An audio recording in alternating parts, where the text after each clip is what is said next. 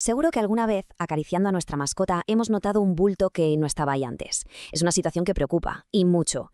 Bueno, pues hoy vamos a ponerle nombre y a entender qué es exactamente. Vamos a hablar de neoplasias, que literalmente significa nuevos crecimientos. Y es que son justo eso, células que se han vuelto un poco rebeldes, que ignoran las reglas del cuerpo y que acaban actuando casi como parásitos. Para meternos en este tema, que es bastante denso, vamos a seguir un mapa muy claro. Primero vamos a aprender el idioma, la terminología básica para saber de qué estamos hablando. Luego investigaremos por qué aparece el cáncer, diferenciaremos entre lo que es bueno y lo que es malo, entenderemos cómo se expande por el cuerpo y por último veremos cómo se diagnostica y qué efectos tienen nuestros animales. Muy bien, pues al lío. Como en cualquier disciplina, lo primero es lo primero, entender los conceptos básicos. Si dominamos el vocabulario, os aseguro que entender toda la biología de los tumores será mucho más fácil. Aquí está la definición clave. Una neoplasia es, básicamente, un crecimiento que va por libre, de forma anárquica. Son células que se multiplican sin parar, sin ningún propósito útil para el animal. Y lo peor es que para alimentar ese crecimiento descontrolado, le roban los recursos, el oxígeno, los nutrientes a las células sanas que tienen alrededor. Y esto es súper interesante. Cualquier tumor, por complejo que parezca, se puede dividir en dos partes. Por un lado, tenemos el parénquima, que serían como los soldados del tumor. Son las células cancerosas en sí, las que van a definir si el tumor es agresivo o no. Y por otro lado está el estroma, que sería la logística. Es todo el andamio de vasos sanguíneos y tejido que el propio cuerpo crea y que el tumor, muy listo él, secuestra para poder alimentarse y seguir creciendo. Venga, ¿y cómo los llamamos? Pues mira, la regla general es bastante sencilla. Si el tumor es benigno, su nombre suele acabar en oma. Por ejemplo, un tumor de tejido fibroso que es benigno es un fibroma. Fácil. Pero si es maligno, la cosa cambia. Si se originan tejidos como el hueso o el músculo, lo llamamos sarcoma, como el fibrosarcoma. Y si viene de un tejido epitelial, como la piel o el interior de una glándula, entonces es un carcinoma. Vale, ya sabemos cómo se llaman y de qué están hechos. Ahora vamos a la pregunta del millón. ¿Por qué pasa esto? ¿Qué es lo que falla dentro de una célula para que de repente empiece a crecer sin control? La clave de todo, el origen del problema, está aquí, en un daño en el ADN, una o varias mutaciones en los genes que controlan el crecimiento de las células. Y este daño no aparece de la nada, claro. Lo provocan unos agentes muy concretos a los que llamamos carcinógenos. Y a estos malos de la película los podemos agrupar en tres familias principales. Por un lado, los químicos, que van desde el humo de un cigarro a ciertas toxinas. Luego, la energía radiante, con el ejemplo más claro que todos conocemos, la luz ultravioleta del sol. Y finalmente, los agentes biológicos. Ojo, que aquí hay ciertos virus que son capaces de meterse en las células y provocar tumores. Dentro de los químicos, esta distinción es fundamental. El iniciador es el que da el primer golpe, provoca la mutación en el ADN, un daño que ya es para siempre, pero normalmente con una sola mutación no basta para tener cáncer. Y aquí es donde entra el promotor. Este no daña el ADN, pero es el que anima a esa célula, que ya está mutada, a que se divida sin parar. Por eso se dice que el cáncer es un proceso de varios pasos. Y para que veáis un ejemplo clarísimo de la energía radiante, mirad esto. Las vacas de la raza Hereford a menudo tienen los párpados sin pigmento, blanquitos. ¿Qué pasa? Que están súper expuestas al sol. Esa exposición continua a la luz ultravioleta acaba dañando el ADN de las células de la piel y con el tiempo puede provocar un cáncer de piel. Un ejemplo de libro, vamos. Y en veterinaria, los virus oncogénicos son muy importantes. Los retrovirus, por ejemplo, son los culpables de la leucemia en gatos y de la leucosis en vacas. Y seguro que habéis visto alguna vez esas verrugas en la piel de animales jóvenes, pues esas las provocan los papovavirus.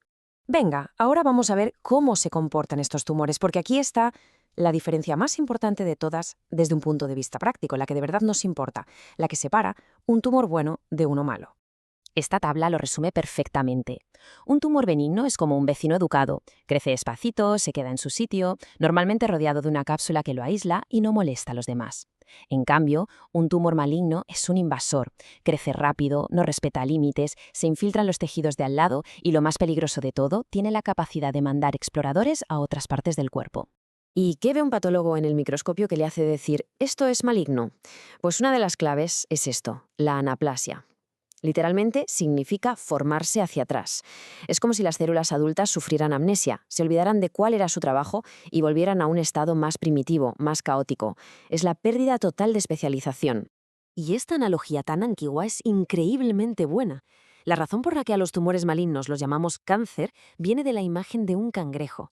Esas patas del cangrejo son las infiltraciones que el tumor va echando en los tejidos que lo rodean, agarrándose con una fuerza tremenda y haciendo que sea muy difícil quitarlo por completo.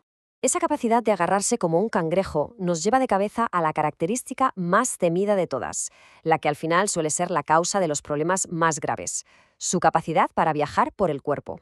La metástasis es, por definición, la prueba irrefutable de que un tumor es maligno. Punto. Es el proceso por el cual unas pocas células del tumor original se escapan, se lanzan a la aventura por el cuerpo y montan una nueva colonia, un tumor secundario, en otro lugar completamente distinto. ¿Y cómo viajan estas células? Pues usan 3 autopistas principales. La primera, la vía hematógena. Se cuelan en la sangre y viajan a órganos con mucha circulación, como los pulmones o el hígado. La segunda es la vía linfática, que es la favorita de los carcinomas para llegar a los ganglios. Y la tercera es la siembra directa. Esto pasa cuando el tumor está en una cavidad, como el abdomen, y suelta células que literalmente colonizan las superficies de los órganos.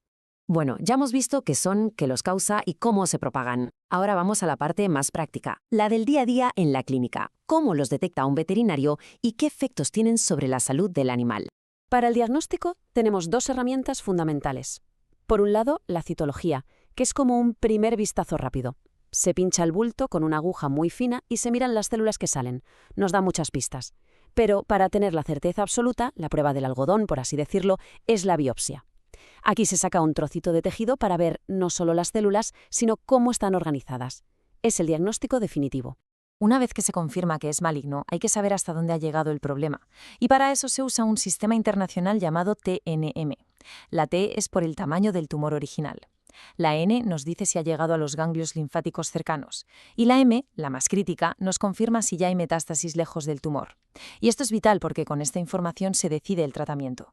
Nos dice si con operar es suficiente o si hay que usar quimioterapia porque la enfermedad ya está por todo el cuerpo. Y ahora, una de las cosas más fascinantes del cáncer. No solo da problemas donde crece. A veces, los tumores fabrican hormonas o sustancias que liberan a la sangre y que causan efectos en lugares súper lejanos. Es el tumor actuando a distancia. A esto lo llamamos síndrome paraneoplásico. Y aquí tenéis el ejemplo perfecto. Un tumor relativamente pequeño en los sacos anales de un perro puede empezar a producir una sustancia que hace que los niveles de calcio en la sangre se disparen. Y en ese momento, el problema más grave para el animal no es el bulto en sí, sino ese calcio altísimo que puede provocarle un fallo renal agudo.